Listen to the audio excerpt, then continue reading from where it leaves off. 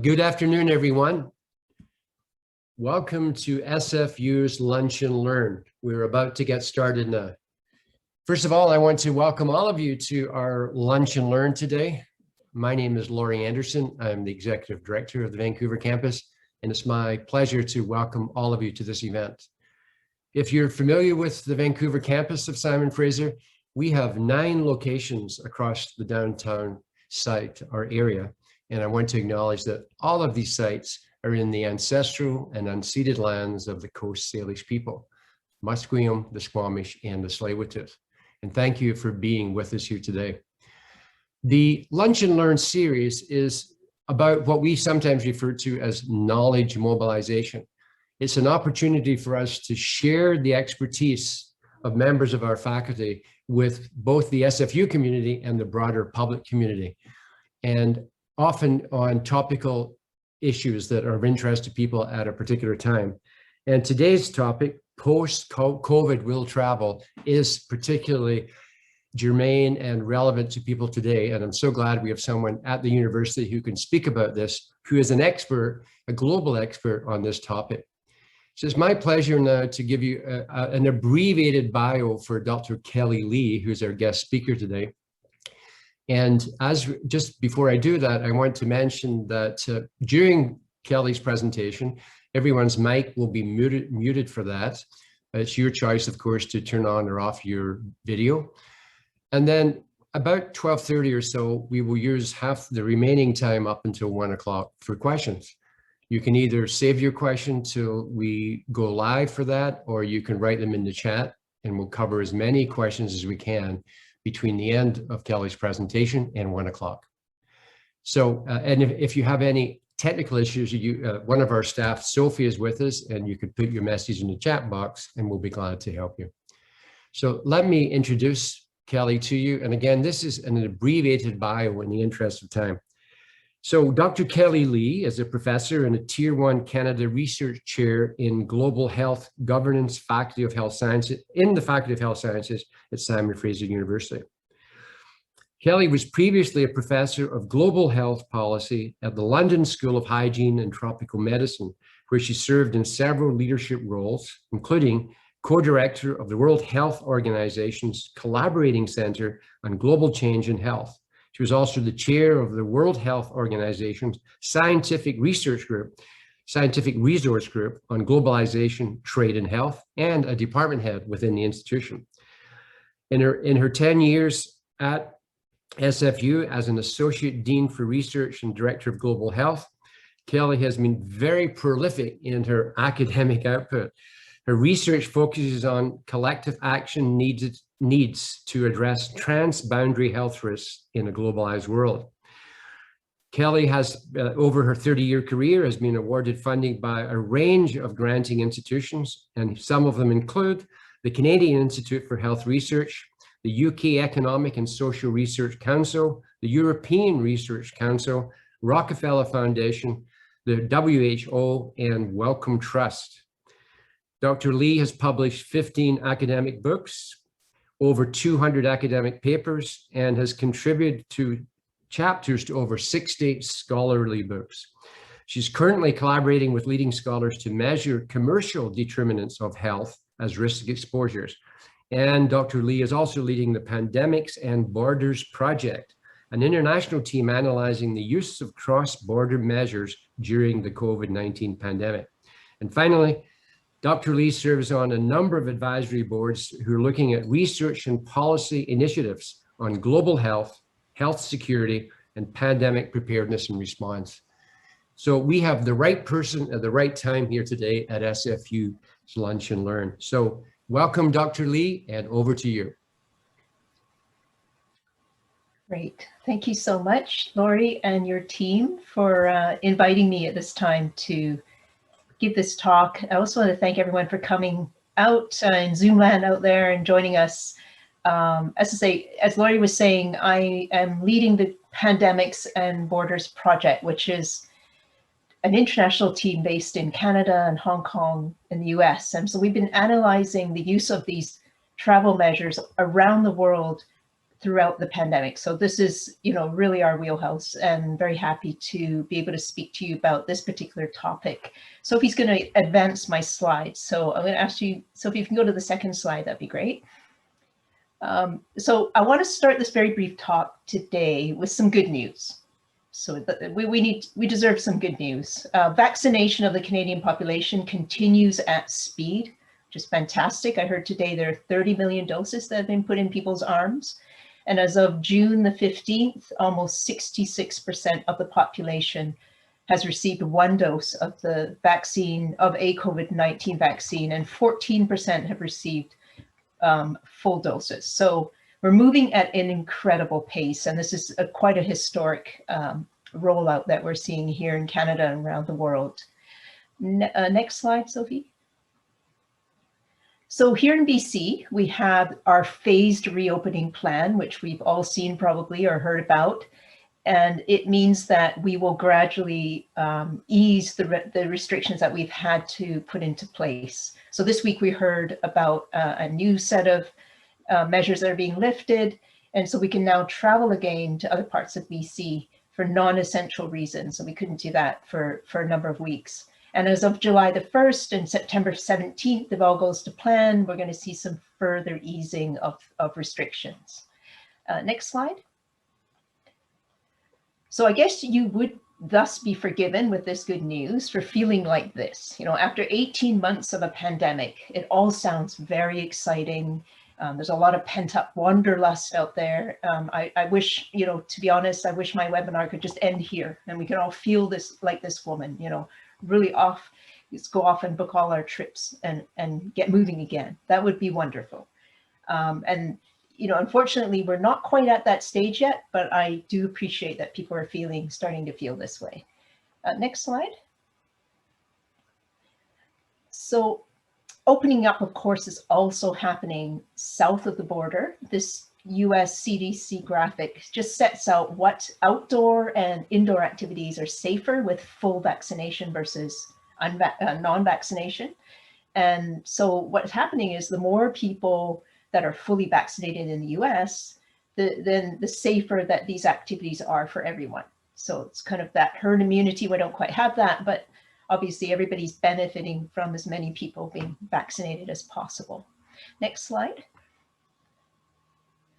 But it's this kind of optimistic messaging that has led many people, both sides of the border, who have been fully vaccinated, including those in the US, of course, but other countries as well, to ask why they're still not permitted to enter Canada and visit family and friends. And the pressures are really growing. We're hearing this every day, of situations where you have people lobbying, politicians making statements, airlines pushing for relaxation, cottage associations asking, when their members can come to Canada and so on. And of course, there are a lot of families that are separated. So it's just a reminder, the current Canadian federal policy is that non-essential travel by non-Canadians and non-permanent residents is still not permitted. And so the question is it therefore time to lift that restriction? Next slide, please.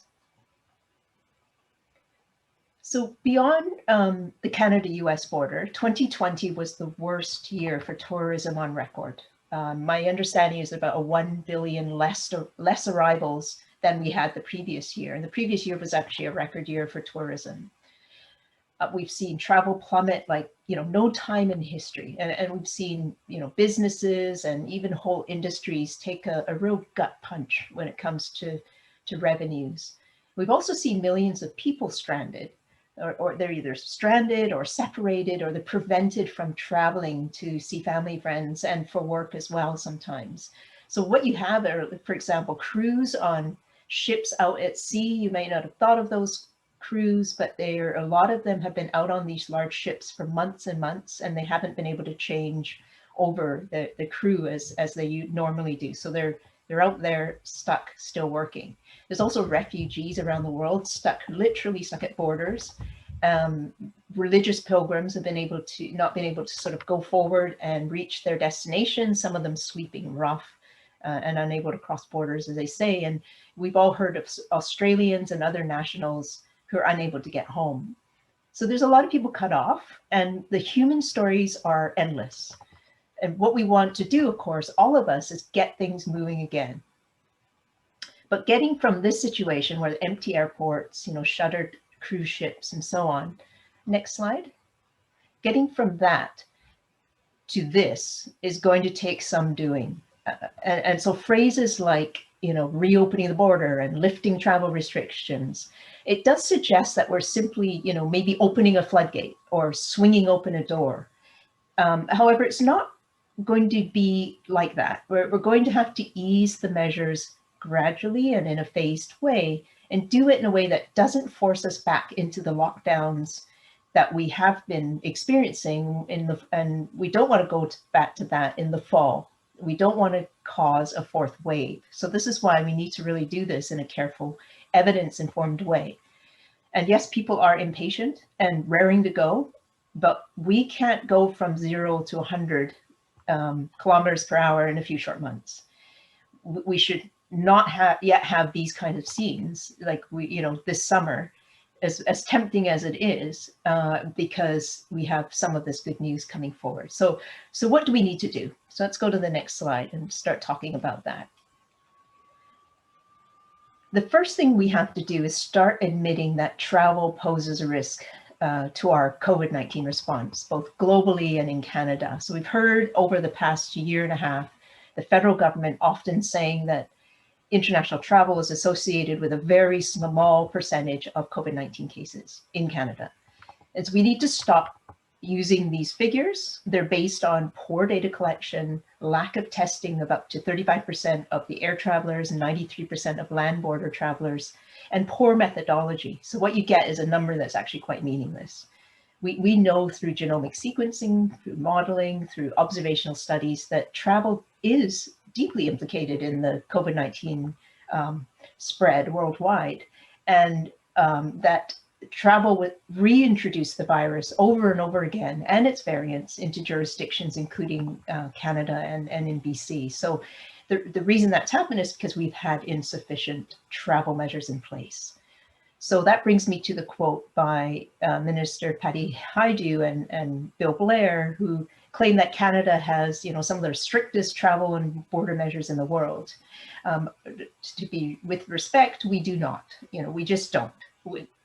Just saying it doesn't mean we haven't. And I think that, admitting that there are challenges in the current system is much more of a better way forward. So yes, we've had lots of testing and a 14-day quarantine, but so many people are exempt from those. So we've had a lot of people coming in and out without any testing, without any quarantine. And so what happens is that, we have to admit that 18 months ago, we did not have SARS-CoV-2 in this country. And 6 months ago, we didn't have variants in this country. And so given that this virus doesn't swim on its own, it's safe to say that travel has seeded the virus, which then led to community transmission, and travel has repeatedly been the cause of that. So you might say, therefore, that 100% of COVID-19 cases in Canada are associated with international travel. It's another way of looking at it. And therefore, we need to admit that we have a problem, and then we can move forward from that. Next slide, Sophie. So the fact that our current system is not among the strictest in the world has not actually been lost on the media. We've seen, countless stories of a system full of holes, exemptions, workarounds, inconsistencies. And so, after all that, some people aren't complying with the measures that are in place. And it seems like not enough is being done about that.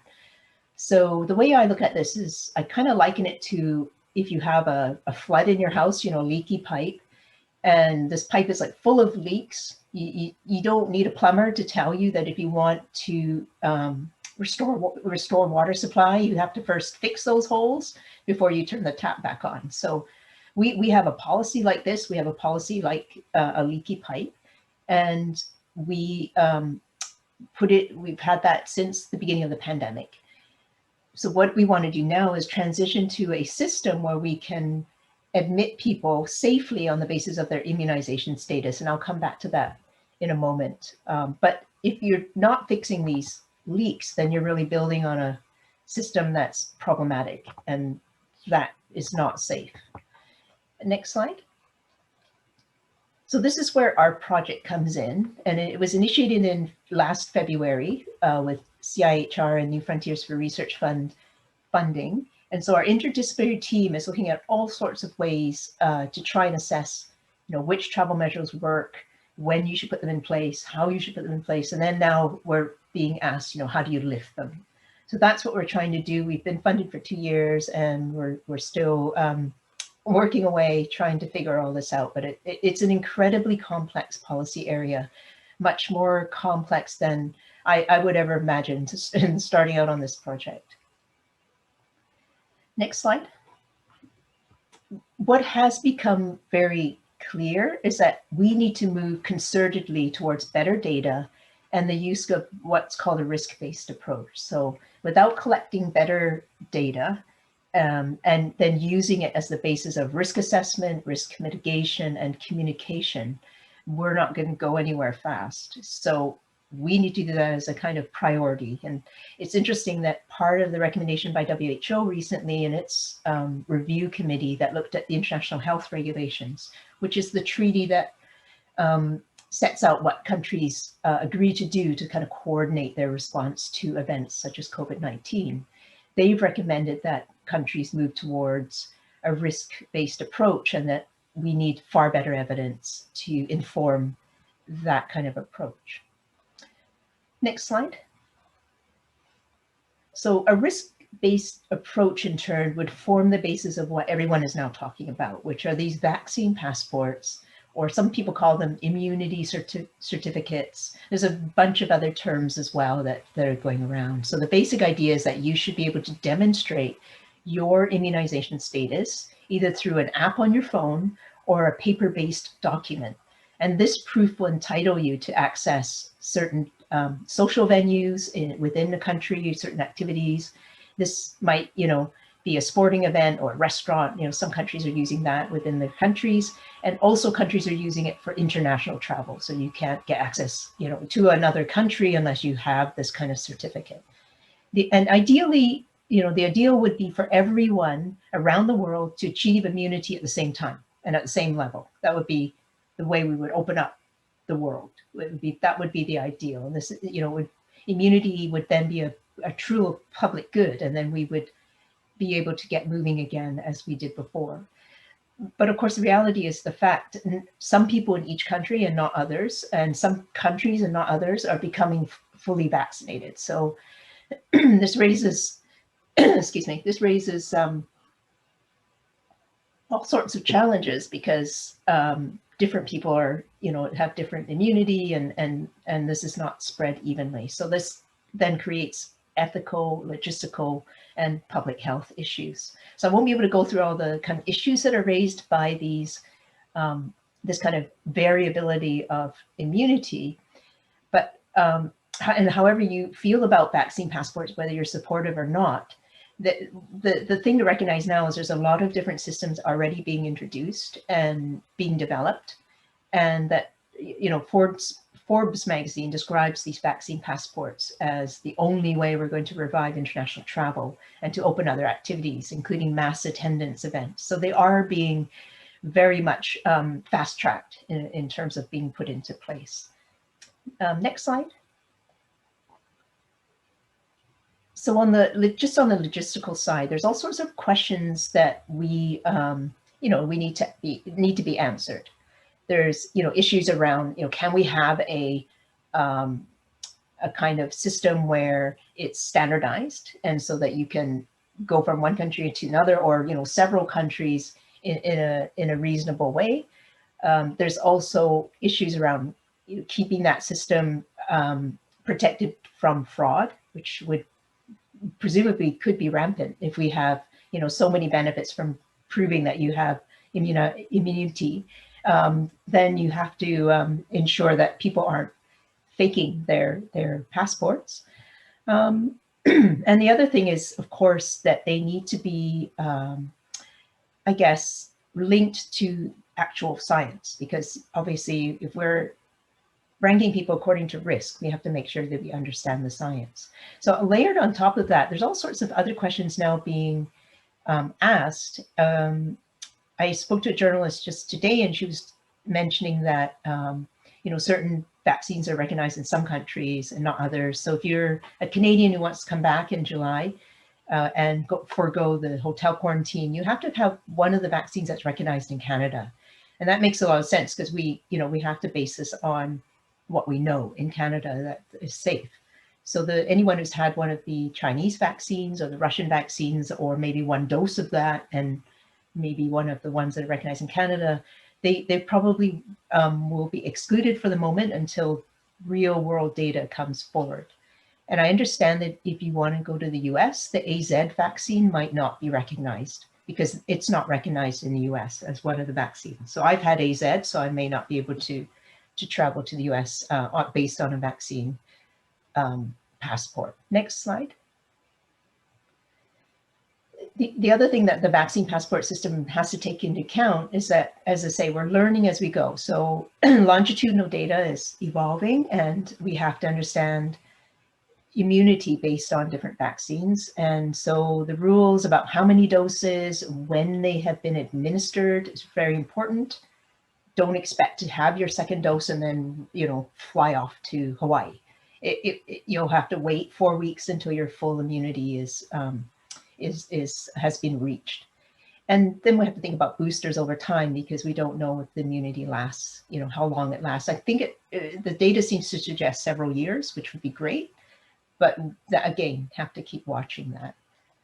Next slide, please. So once we've figured all this out, we have, better data, and we have a system of processing the risks. The next step is really to match the testing and the quarantine protocols with your immunization status. So some of you might have seen this recent advisory panel report on testing and quarantine at Canada's borders. And travelers would then, according to this report, be divided into 5 categories. So there'd be the fully vaccinated, partially vaccinated, unvaccinated, those who have immunity from natural infection, they've been previously infected. And then there's this exempt category. People that are currently exempt from those testing quarantine requirements. So each category would have different or particular testing quarantine requirements based on how the evidence is evolving. So what's announced recently then, the Canadian government saying that Canadian nationals and permanent residents who are fully vaccinated would be allowed to come back into Canada without going to the hotel quarantine. They'd still be tested, but they wouldn't have to go to the hotel quarantine. So that falls under that second column there, or second column, that's right. So our team actually wrote a response to this advisory panel, and we were just really trying to clarify based on current evidence that those people probably need to have more tests than just the initial one at the border. It'd be good to have a test at 5 days, at 12 days, stroke 14 days, because of this Delta variant that's circulating now, and there's some breakthrough infections. But I guess the main point is we really need to make sure that it's well matched, that we know what we know about the virus and how it's circulating and how it can, behave, has to be very well matched with the immunity status that we're going to use as the basis of admission to this country. Next slide, please. And again, it's worth mentioning, different countries have different protocols based on the evolving science. So the US has eased measures generally more than Canada, and we see European countries doing that as well. And so this complicates things when we talk about the use of vaccine passports for international travel, because it becomes not the evolving science that's necessarily all driving these changes, these differences. What we are seeing is that the way in which risk assessment is or is not being undertaken, and the role of political and economic pressures to open, which is really influencing the policies that are being implemented. So that's why you're seeing this variation across countries. So that makes it very hard if you're trying to resist, as here in Canada, we're saying, no, we're going to go a little slower and we're going to follow the science closer. I'm going to be more cautious. Other countries might say, no, you're being too cautious. We're just going to go for it. So there's variation there.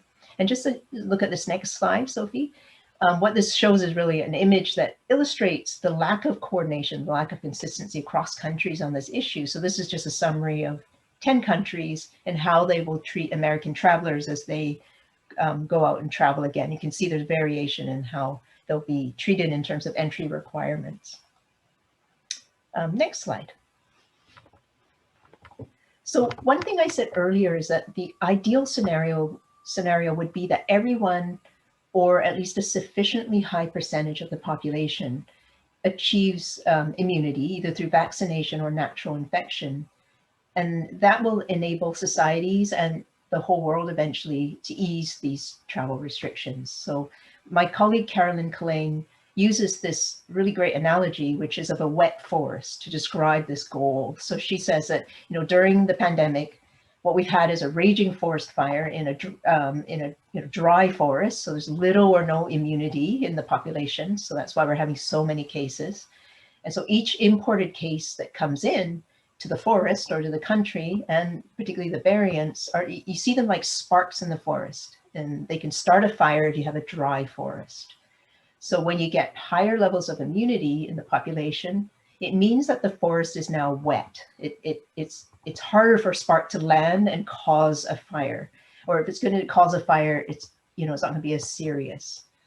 So that's what we're aiming for when we go for vaccination, high vaccination. Next slide.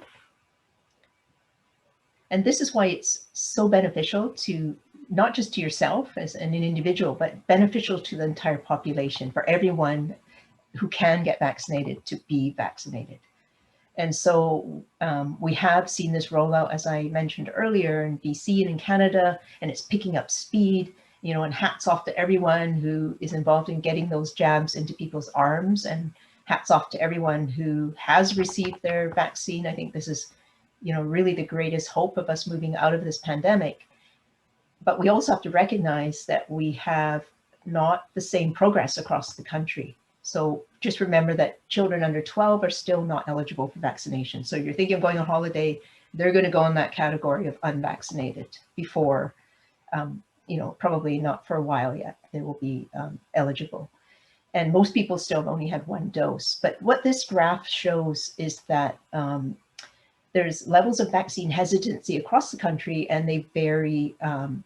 So lower than it has been 6 months ago, which is great news, but still there. And so because we are one country with lots of interprovincial travel, this is a concern. We have variants of concern that are circulating, and this makes these numbers matter. We can achieve a wet forest in BC, for example, but if we don't have one in Alberta, this leaves open, an opportunity for variants of concern to spread, and maybe even to become a homegrown variant in time. So that's concerning. So we need all of Canada to be a wet forest. We need the whole world to be a wet forest. Next slide. So extending vaccine hesitancy data to the international level, we also know that levels vary across countries. So in the US, it's much higher than in Canada. So we've seen, the US roar ahead initially because they had a lot of vaccine supply. So now they have about 50% of people fully vaccinated because of the Biden administration. So credible achievement. The campaign, though, is now coming up against pockets of hesitancy. They're finding it more difficult to get, the vaccination to go up. So it's predicted that here in Canada, we're going to eventually overtake the US in terms of the overall rate of vaccination, full vaccination, probably sometime in the fall of 2021. We're already up to 14%, so we're catching up. Next slide. And globally, it's not so much hesitancy, although that does exist, of course, as a problem, but it's supply. So vaccines are not equitably distributed, and the rest of the world, is largely unvaccinated. So this means the virus is going to continue to circulate. Variants of concern will continue to emerge for some time to come, if not, indefinitely. And so what we see is, the G7, the group of 7 countries met over the weekend, and they committed to 1 billion doses to be donated to other to low and middle income countries. And that includes, I believe, Canada has put in 100 million doses. But this is probably not going to be fast enough if we want to really get on top of this virus. So, instead of just charity, what we need is kind of a waiver of the kind of patent protections that we're seeing preventing countries from producing their own vaccines. That would be the best way to get this pandemic done and over with. But so far, the politicians have not quite agreed that. Next slide. And then on top of all that, as I was mentioning earlier, immunity isn't forever. So how long does immunity last? We still don't know exactly. Longitudinal studies take time, so we continue to study that.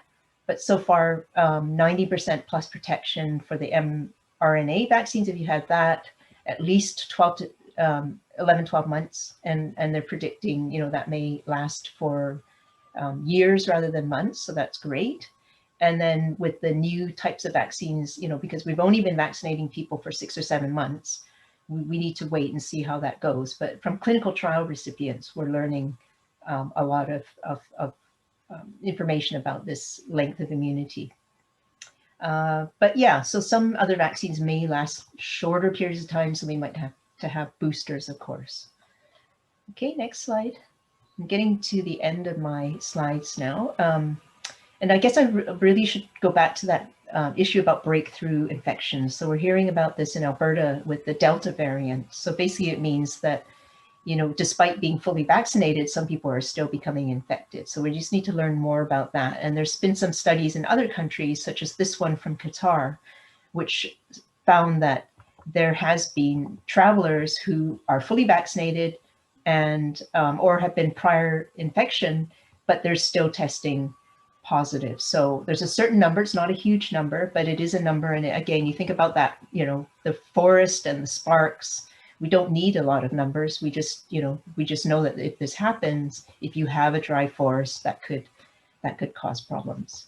And then my final penultimate slide, Sylvie, this is just to say, just give you illustration of vaccine escape, which is the worst case scenario. It's hopefully not a high probability, but this can certainly happen. So this virus is really just seeking to survive. And initially the virus emerged and impacted a naive population.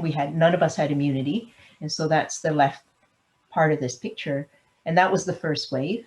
And then you see variants emerge, and a lot of the virus, because it's circulating, is evolving and changing, trying to become more transmissible and even reinfecting some people. So that's like the second and third waves. And now as we move into the vaccination phase, the high vaccination, what we might get is a virus evolving and escaping again. And so the authors here, kind of describe it like one of those action movies where this person keeps escaping from the prison and from houses. And the virus is very elusive. It's just evolving and wanting to survive. So it's a very challenging virus to get hold of. Okay, so my final slide is just a summary of what I've described. And I guess, the situation, though, I want to just put forward then is it's decidedly mixed. So it's very much like a glass half full, half empty situation. We have positives. We definitely have positives that we didn't have even 6 months ago. So this we have to take heart. We have the rapidly rising vaccination rates. We have governments that are very keen to make this work. They want to ease measures. They know it's important, and to have industry interests also working on this. We do have the potential to move towards a risk-based approach. And I think there's some recognition that that's really important. And specifically when we're moved to an immunization-based system, we need to have that risk-based approach in place. And it looks like those vaccines are lasting longer than we initially thought. So those are all on the positive sides. On the negative sides, as I mentioned, the vaccine hesitancy, or people that are not being vaccinated, we need to keep working on that. That we need to get those numbers high. People are now talking 75% to 90% would be great and would be probably important for creating that wet forest. Most countries, unfortunately, are lagging behind because of lack of supply of vaccination. So we need to be generous at this time. And and donate what we can, allow countries to produce their own vaccines as quickly as possible. The breakthrough infections are worrying. We need to keep an eye on that. We also have to think about future waning of immunity because of the vaccines and future variants of concern. And I didn't mention this, but if we ramp up travel, how will the airlines cope? How will the airports and border crossings cope? We need to make sure that we have the logistics in place so that we can actually implement this in a larger scale. I think travel is down by 90%. If we just open the floodgates again, I think that would be quite problematic. So overall, I would say, these are complex issues. The situation is very highly dynamic, but I hope I've given you kind of an understanding of those complexities, and I would encourage you to be patient because these complexities are being worked out, and do your part by, getting vaccinated if you haven't already. And, we have to do all our part to protect and really ensure that we ensure that BC and Canada and the world becomes this wet forest that Carolyn has described.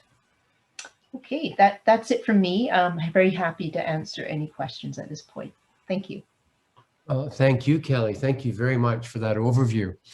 So we'll go to the questions, and please, I encourage you to place your questions in the chat room. You'll be able to see both Kelley and myself. I think you should be able to see in the spotlight function we're going to, and we can take a look at your questions. So the first question we've got one already for you, Kelley. It's from Tyne, and Tyne asks, how might receiving a combinations of vaccines affect travel/travel requirements?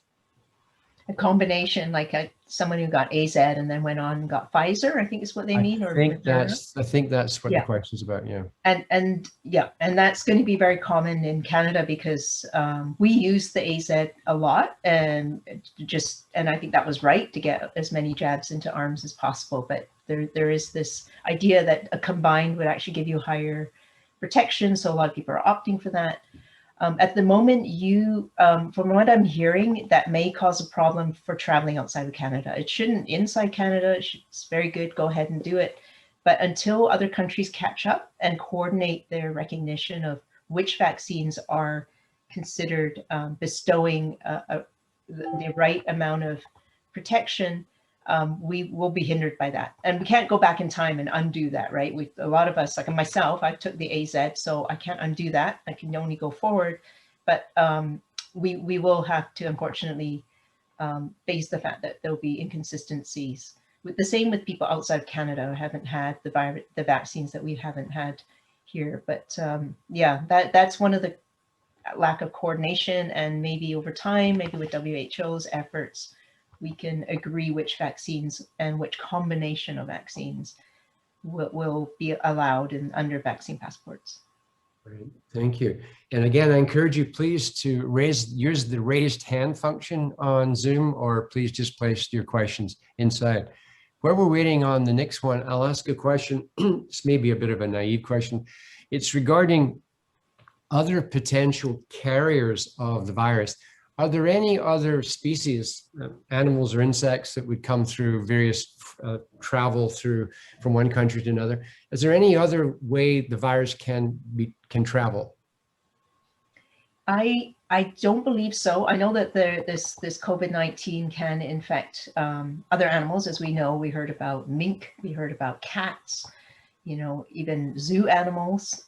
So there are actually some vaccination of those animals being considered, and some countries have started to do that.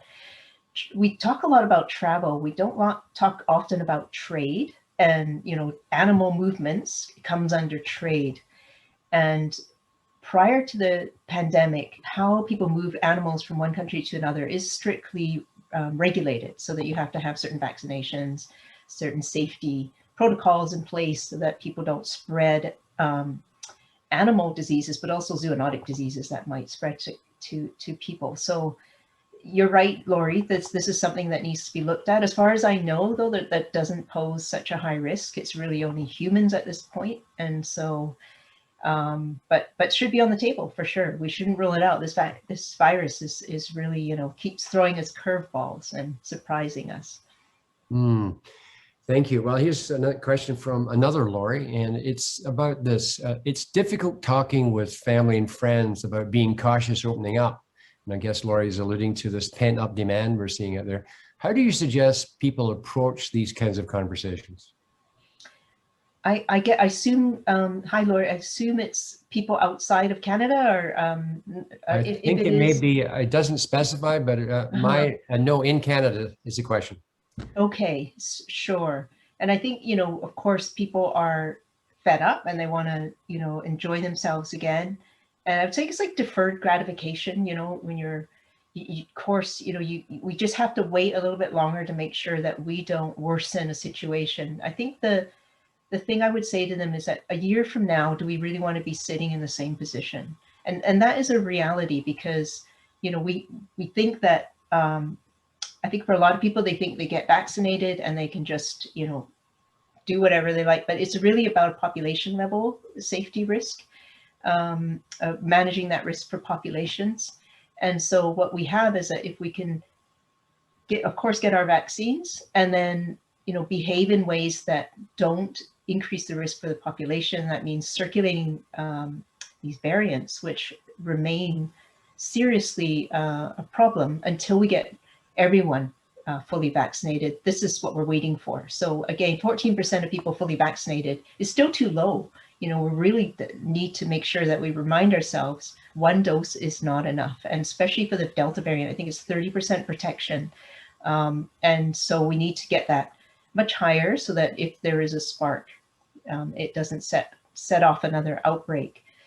So it's not long. I think if we all just kind of buckle down and defer that gratification I'm not talking years. I'm talking maybe 3 months. Let's just see, because September is, I know that means that wipes out the summer holidays, but the fall is really what I'm worried about. When people go back inside, they go back to school. We could very well have a fourth wave. So let's try and do what we can. We've been this long. We need to just hang on a little longer. So that's what I would say. It is hard. I mean, yeah, it is very hard. All right, Laurie. Well, good luck conveying that message to your friends and family. Now we have a question from Tyann. It's, how do you suggest having conversations with those who are still vaccine hesitant in Canada? What about outside of Canada, where there's a growing number of individuals refusing Moderna in hopes of acquiring Pfizer in the future? Yeah, those are two pretty comparable vaccines. So I wouldn't necessarily, I don't think it's sensible to wait, but I know that you should get, if you had a Pfizer, get another Pfizer and so on. So the vaccine hesitancy issue is complex. It's not one reason why people are hesitant. There's a range of reasons. Some people are perhaps undecided. So we want to, encourage those who just need a little bit more information and more support.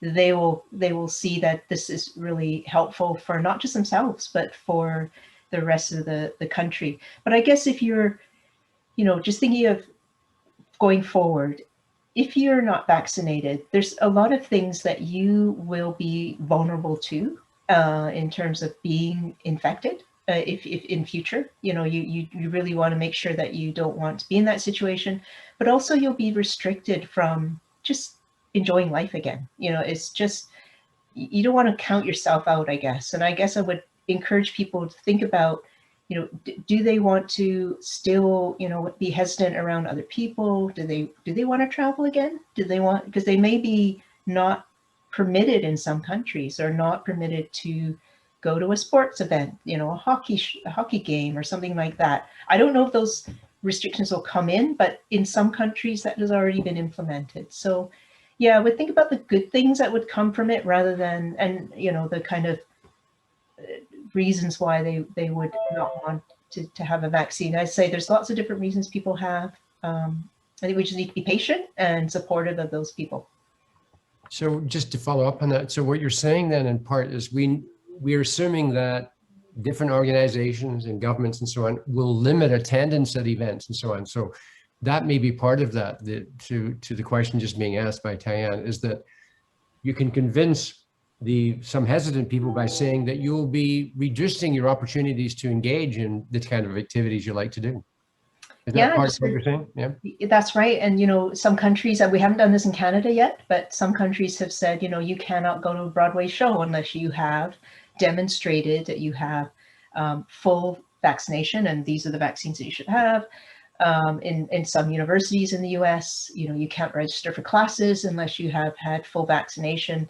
This is, I'm not saying that this will necessarily come to Canada, but there may be people who would not want to socialize with other people. I would hate to have that, but it just kind of, it's something you do for, if you can't do it for other people, do it for yourself, do it, the fact that it's the best way back from where we've been over 18 months. And Okay, thank you. who doesn't want that, right? Yes. So a question from Sohaib, and it's thanking you for the talk, an amazing talk, Kelley. And I was wondering, how do you see people coming into Canada from countries where the vaccination rates are quite low due to several reasons, whether it's high population density or unavailability of vaccines, as you were referring to?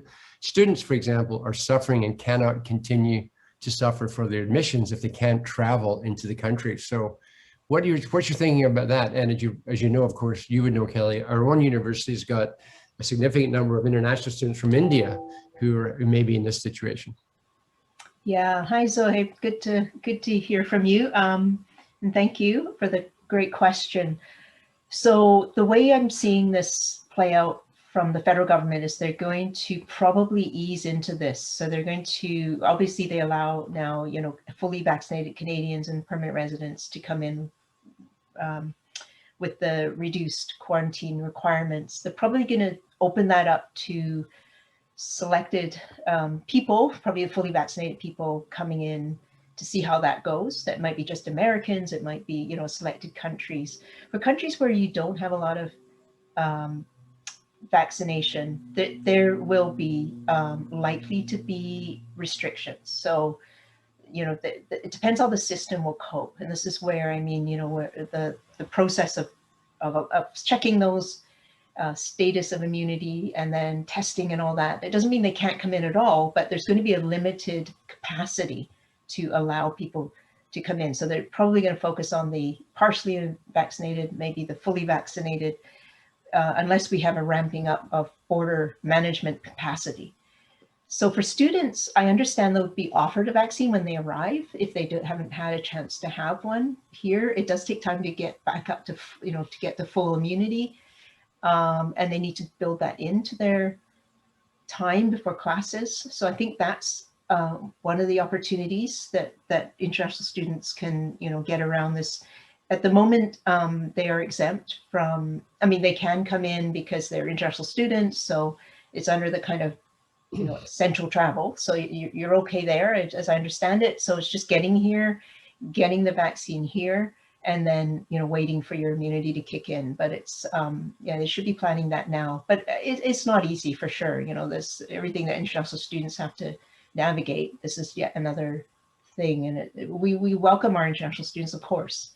We also have to make sure that we manage them in a way that doesn't pose a risk to the wider population. And that's something I am concerned about, that we're not providing the right, the right measures in place to do that. Right. And a related question from Emiko, do you think there's any possibility of opening up to fully vaccinated international travelers by this August, or would you predict that this will happen around the fall or the winter? You're getting all these predictive questions for you. I know. Yeah. And I understand, because people want to book, and they want to make plans. I find it really hard to put a timeline on these things. It comes down to pace of vaccination, what's happening with this Delta variant, how do people get vaccinated abroad, and then putting into place at the border these kind of interoperable, consistent, fraud-proof systems to check people. If we ramped it up by, I don't know, we have 90% capacity at the moment, is down. We're working at 10% capacity at the moment at our borders. So what can the system bear? So if we're saying, okay, we're going to open it up to everyone who's fully vaccinated under certain recognized vaccines, it might go up 30%. Can the system cope with that? So they may have to phase that in. So I don't know. Actually, the bottom line is I don't know what the timeline is. There's so many factors. I would like to hope that it would be the fall, but there's incredible amount of political pressure for Canada to open up sooner. And so this will be a political decision rather than a public health decision. And that's not the way I would go, to be honest. So here's a question from Andy. Thank you for the wonderful talk, and there's a lot of compliments going in here. Thank you for this. I'm wondering if you can comment on the federal government's resistance to implementing similar managed quarantine measures as has been done in other jurisdictions, and examples given are Australia, Taiwan, and New Zealand. What can we learn from this experience and the implementation challenges? And with the very real possibility of a fourth wave and ongoing new challenges with immune escape variants, etc., what is the likelihood of the Canadian government implementing a much more robust managed quarantine program in the face of new threats, or is this entirely unlikely? Gosh, yeah, that's a lot of questions there, Andy. But thank you for those. Those are all incredibly important questions. I think other than Minister Blair and possibly Minister Haidu, I think most of us see that there's problems in the current system. And the reason they haven't implemented, the kind of gold standard or best practices that we've seen, partly, saying it travel isn't a big risk. And then it's like, well, we can't do it because we're somehow special. To now it's like, well, we're now moving into vaccination period, so it's probably too late now. I'm hearing so many different excuses, and the thing is, though, if we don't get this fixed at the border, as I say, we will go round and around. And if we're increasing travel now, but not doing it on a risk-based approach, then we're really risking that fourth wave. So we need to put that in place and kind of like build on a solid foundation rather than on a sand. When we, a few years or out of this pandemic, we have got some real serious evaluations to do about how we handled this in a very honest way. We did not meet the standard of what other countries have done. Why we didn't, there's all sorts of reasons. There's sort of ministers juggling political, economic, social policy goals with the public health ones. Can you mix those together, or do you need to have the public health needs driving policy? That's the question. I think the latter. I think you needed to get the borders right before you decide that you want to pursue, economic opening up and so on. Doing everything at once actually put us in a very difficult position. But there's been different models we can learn from around the world, and I don't think we're that exceptional. I think that it was possible to do better. And going forward with whatever pandemic we face in future, it's really important that we learn those lessons. So there's a lot of work ahead, even when we get past this pandemic. So we got time for a couple more questions. And here's one from Kelsey. Given our current vaccination rates and the continued increase, do you think a fourth wave in the fall or winter could potentially be bad enough that things could shut down again?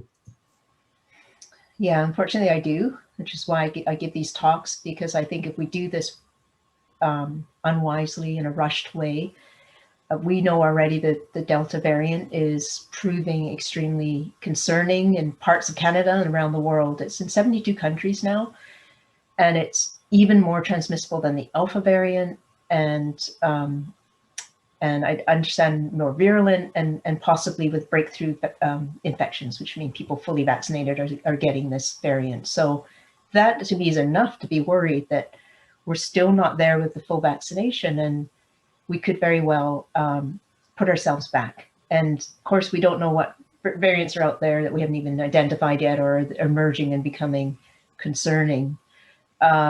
So that, we do need to move in a phased way. And I think there is for sure potential for, we don't have children vaccinated yet, for example. So that's that's 13% of our population. So that puts us down to, 87%. Right. So there's lots of numbers we're playing with, but it's not a done deal. I think this kind of throwing off your masks and, running on the beach, it's just, that's not the image you should be thinking about. You should be thinking about, let's see how we can go step by step. I know it's a very Canadian thing, right? We're very sort of conservative in that way, but think that's the careful way we should do this. And maybe there's still a way to show that Canada can manage our borders in an effective way, even though we've kind of messed it up for 18 months. So I'll ask the closing question, Kelley, and it's two parts. One is about the mRNA, the vaccine itself. If you could say something about the fact that, as we understand it in the press, it's flexible enough so that future versions of it can accommodate some of these variants of concern, if you could confirm that or not. And then the second question is related to this, is do you anticipate that we'll be getting an mRNA type vaccine like this to ward off COVID annually? Yeah, and I'm probably not the best person to speak about this. I'm not an immunologist, but my understanding is you're right that the mRNA vaccines can be adjusted to take into account variants. So this is such a different technology, and there's ways that you can adjust it. It's not like we have to create a whole new vaccine. So this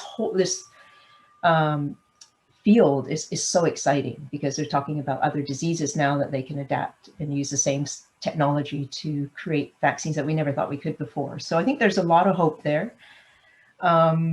And so moving forward, we will probably have to have either boosters or very different versions of the vaccine going forward, a bit like influenza vaccines.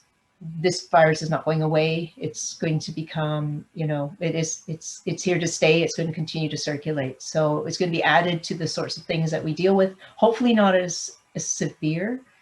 And hopefully over time, its virulence will be tempered. But this is the critical time, is that we need to stop them evolving and becoming more serious forms of the virus. And we have a chance to do that. So yeah, the technology is certainly very, very promising. Thank you. Well, that's a positive way to end. I want to say a few thank yous as we close off today. First of all, to you, Kelley, thank you so much for taking the time to do this. We have so many people who want to come along and listen to this, and for us to have our own expert at SFU like you, it's really, really helpful. So again, and I know the press and other people are wanting your attention all the time as you do your own research and work on all these advisory boards. So thank you so much for doing this today for us. Secondly, to my colleagues, Kelsey, Sophie, and Claudia, thank you for doing all the work behind the scenes that makes this possible. And finally, to all of you who came along today, thank you so much for taking the time to be with us. I'll give you a heads up that our next Lunch and Learn will be on June 30th, when we are starting a series dealing with the aftermath of the residential schools. What are the lessons we can learn, and what are the calls to action that we can learn from that as well? And you'll be finding out more information about that on the SFU websites. So again, Dr. Lee, thank you so much. And to all of you for showing up. We will see you again, and enjoy this lovely weather. Bye-bye. Thanks, everyone.